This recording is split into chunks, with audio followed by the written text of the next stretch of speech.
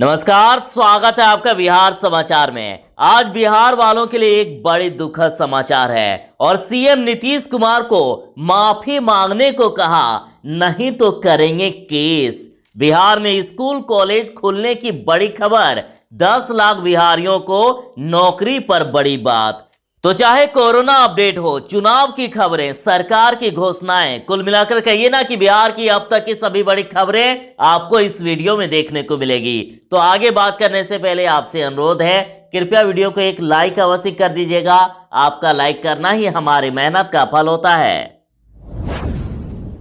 खबर को पहले सुर्खियों में देखिए तो रामविलास पासवान जी का निधन हो गया है और चिराग पासवान जी ने ट्वीट करके ये जानकारी दी। उन्होंने कहा कि पापा, अब आप इस दुनिया में नहीं रहे, लेकिन मुझे पता है कि आप जहां भी हैं हमेशा मेरे साथ हैं। रामविलास पासवान के निधन पर प्रधानमंत्री सीएम नीतीश समेत कई राजनेताओं ने जताया शोक। नरेंद्र मोदी जी बोले कि मैं शब्दों से परे दुखी हूं। सीएम नीतीश जी बोले कि भारतीय राजनीति के बड़े हस्ताक्षर थे रामविलास पासवान। जैसा कि अनलॉक 5 के गाइडलाइन के अनुसार 15 अक्टूबर से जो राज्य चाहते हैं स्कूल खोलना वे खोल सकते हैं। बिहार से बड़ी खबर आ रही है कि कोरोना के चलते राजधानी पटना के स्कूल 15 से नहीं खुलेंगे। दुर्गा पूजा के बाद होगा निर्णय। तेजस्वी यादव का बड़ा ऐलान। तेजस्वी बोले कि शक्ति मलिक हत्या मामले में मेरा नाम घसीटे जाने पर नीतीश कुमार माफी मांगे, नहीं तो मानहानि का केस करूंगा। तेजस्वी यादव जी बोले कि मुख्यमंत्री पर भी हत्या का मुकदमा है, लेकिन मैं इस पर कुछ नहीं बोलूंगा।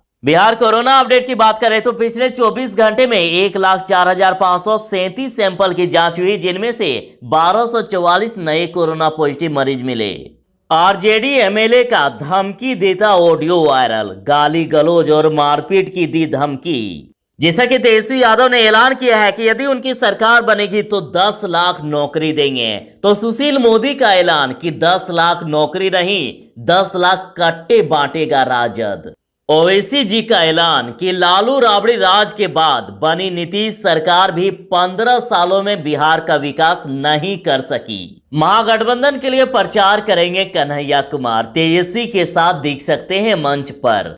एसएससी एग्जाम को लेकर बड़ी खबर आ रही है। बिहार विधानसभा चुनाव के कारण एसएससी, जेई, स्टेनो, सीजीएल परीक्षा का शेड्यूल बदल चुका है। बिहार विधानसभा चुनाव में राहुल और प्रियंका गांधी भी प्रचार करने आएगी, जल्द तय होगा कार्यक्रम। राजद का बड़ा ऐलान कि सत्ता की खातिर हर बार पाला बदलने वाला जदयू इस बार भाजपा के चक्रव्यूह में फंसा। राजद के पूर्व नेता शक्ति मलिक हत्याकांड का चौंकाने वाला खुलासा। तो चलिए बात करते हैं खबरों को विस्तार से। एक बहुत ही दुखद खबर है कि रामविलास पासवान इस दुनिया में नहीं रहे और चिराग पासवान जी ने ट्वीट करके ये जानकारी दी। उन्होंने कहा कि पापा, अब आप इस दुनिया में नहीं हैं, लेकिन मुझे पता है कि आप जहां भी हैं हमेशा मेरे साथ हैं। मिस यू पापा। और रामविलास पासवान के निधन पर प्रधानमंत्री मोदी, सीएम नीतीश कुमार समेत कई नेताओं ने जताया शोक। प्रधानमंत्री नरेंद्र मोदी ने ट्वीट करके कहा है कि मैं शब्दों से परे दुखी हूं। पूरे देश में एक शून्य हो गया है जो शायद कभी नहीं भरेगा। रामविलास पासवान जी का निधन व्यक्तिगत क्षति है। मैंने एक दोस्त, मूल्यवान सहयोगी और एक ऐसे व्यक्ति को खो दिया जो हर गरीब व्यक्ति को यह सुनिश्चित करने के लिए बेहद भावुक था कि वह गरिमा का जीवन जिए। उन्होंने कहा कि राजनीतिक ज्ञान, राज्य कौशल से लेकर शासन के मुद्दों तक वह प्रतिभाशाली थे और उनके परिवार और समर्थकों के प्रति संवेदना। ओम शांति। और साथ ही मुख्यमंत्री नीतीश कुमार जी ने भी शोक व्यक्त करते हुए कहा है कि रामविलास पासवान भारतीय राजनीति के बड़े हस्ताक्षर थे। वे प्रखर वक्ता, लोकप्रिय राजनेता, कुशल प्रशासक, मजबूत संगठनकर्ता और बेहद मिलनसार व्यक्ति के धनी थे। और साथ ही उन्होंने कई अन्य बातें भी कही। तेजस्वी यादव का बड़ा ऐलान। तेजस्वी बोले शक्ति मलिक हत्या मामले में मेरा नाम घसीटे जाने पर नीतीश कुमार माफी मांगे, नहीं तो मानहानि का केस करूंगा।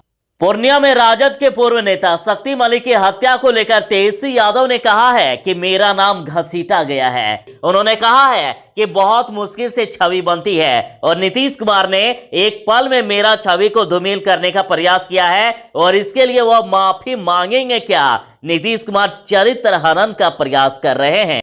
उन्होंने कहा कि मुख्यमंत्री पर भी हत्या का मुकदमा है, लेकिन मैं इस मामले में ज्यादा नहीं बोलूंगा। और उन्होंने सीधा सीधी कहा है कि नीतीश कुमार अगर सार्वजनिक तौर पर माफी नहीं मांगेंगे तो हम मानहानि का मुकदमा करेंगे। उन्होंने कहा है कि मुख्यमंत्री जी बताएं कि आप इतने डर गए हैं कि इस तरह के आरोप लगा रहे हैं।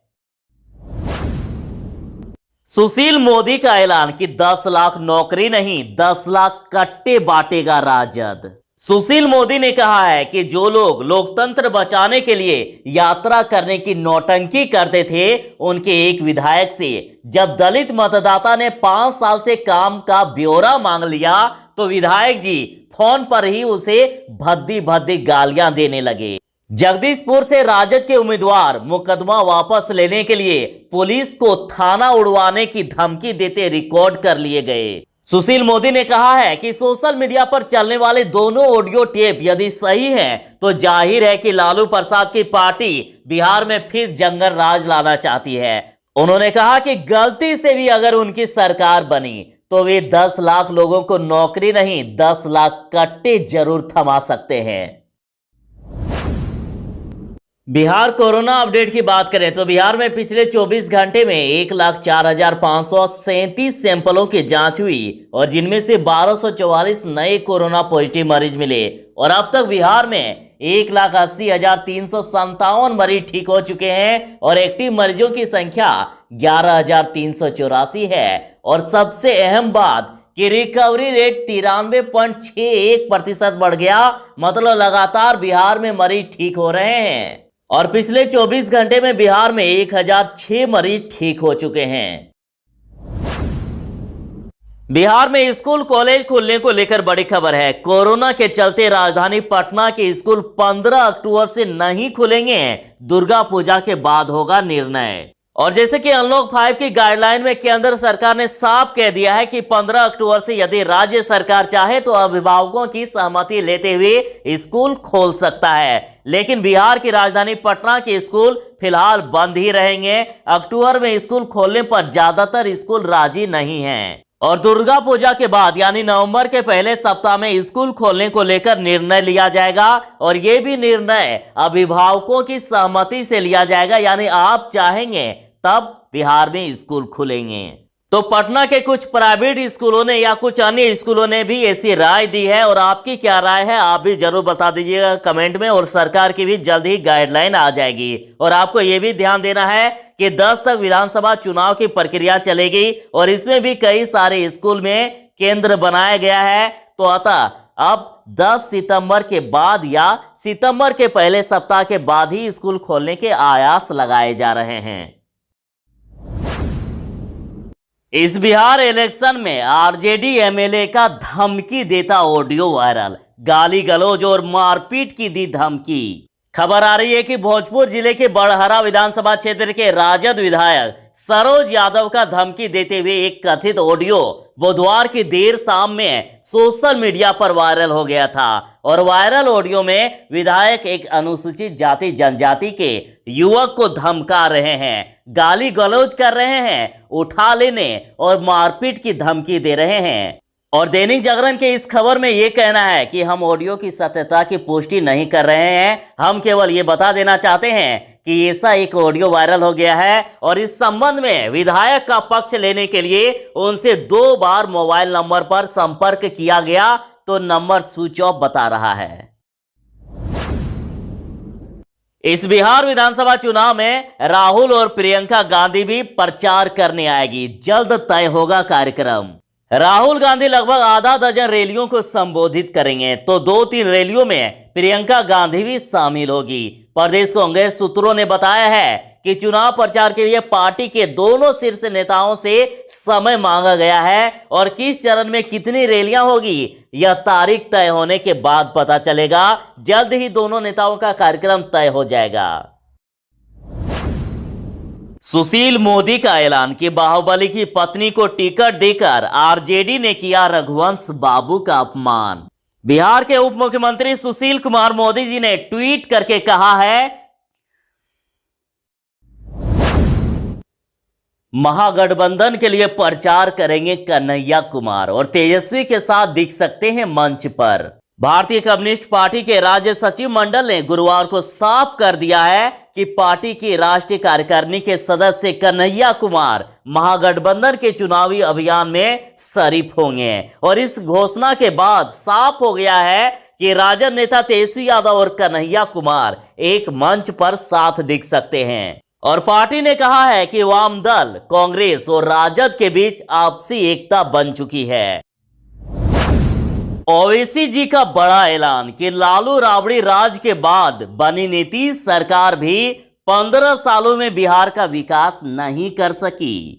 और साथ ही पूर्व केंद्रीय मंत्री देवेंद्र प्रसाद यादव ने कहा है कि लालू राबड़ी राज से तंग होकर बिहार की जनता ने नीतीश कुमार को मौका दिया। वे पिछले 15 सालों से बिहार की गद्दी पर काबिज हैं और बिहार की जनता ने इन दोनों गठबंधनों की सरकार को देख व भुगत लिया है। उन्होंने कहा कि जनता को अब इससे कोई उम्मीद ही नहीं है और सत्ता के लिए दोनों गठबंधन के नेता कभी इधर तो कभी उधर होते रहते हैं और इस चुनाव में लोगों ने मन बना लिया है, अगर हमारे गठबंधन को बहुमत मिला तो हमारा गठबंधन बिहार को विकसित प्रदेश बनाएगा। रालोसपा अध्यक्ष उपेंद्र कुशवाहा का बड़ा ऐलान। उन्होंने कहा कि हमें जितना बांटने की कोशिश की जाएगी हम उतना ही एकजुट होंगे और सरकार पर हमला करते हुए कहा कि जनता जानती है कि बिहार में दोनों गठबंधन फेल हो चुका है। उन्होंने कहा कि बिहार के लोगों ने नीतीश कुमार को गद्दी इसलिए नहीं सौंपी थी कि वे बिहार का विकास नहीं कर सके। नीतीश कुमार ने 5 साल जनता से मांगे थे और उन्हें 15 साल मिला और इन 15 सालों में बिहार और पीछे चला गया। आज भी बिहार विकास के सभी मायनों में नीचे है। उन्होंने कहा कि बिहार में